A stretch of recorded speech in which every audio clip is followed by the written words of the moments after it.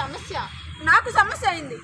నువ్వు నాకన్నా ఘోరమైన సమస్యలో బాధపడుతున్నావు ప్రమీల. నేను బాధపడుతున్నానని మీతో చెప్పానా? నేనే తెలుసుకున్నాను. ఎందుకని?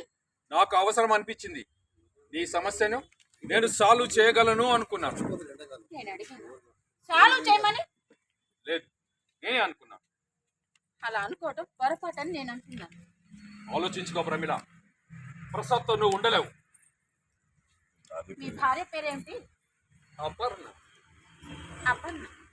అపర్ణతో మీరు ఉండలేకపోతున్నారు, అలాగే ప్రసాద్తో నేను ఉండలేకపోతున్నాను అనుకుంటున్నారా? అవును, అలాగే అనుకున్నాను. అలా అనుకోవడంలో తప్పు లేదు అనిపించింది. నాకు తప్పు అనిపిస్తుంది. నువ్వు కావాలని అంటున్నావు.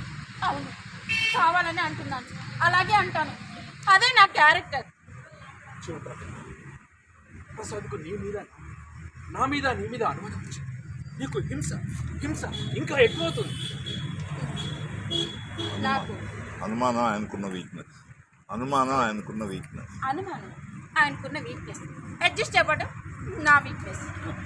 నువ్వు అంత తెలివిగా మాట్లాడితే నేనేం మాట్లాడగలను? నాకు మీ సానుభూతి అవసరం లేదు. ప్రసాద్ సాడిజం ఇలాగా కొనసాగితే చచ్చిపోతావు ప్రమీల. ఆ పరిస్థితి వచ్చినప్పుడు మీరు ఆదుకుందరులండి. అరే, నువ్వు ఇప్పుడు ఆ పరిస్థితిలోనే ఉన్నావు ప్రమీల అని నేను ఇంకా అనుకోవట్లేదు. నాకు అలా అనిపిస్తే మీకు ఫోన్ చేస్తాను, వెయిట్ చేయండి. మీరు ఇక వెళ్ళొచ్చు. Good, very good. ఆ మాత్రమైన అవకాశం ఇచ్చాం. ఒక్క నిమిషం. మీరు నాకు ఫోన్ చేయండి. నా ఫోన్ కోసం మీరు ఎదురు చూడండి. నేనే మీకు ఫోన్ చేస్తాను.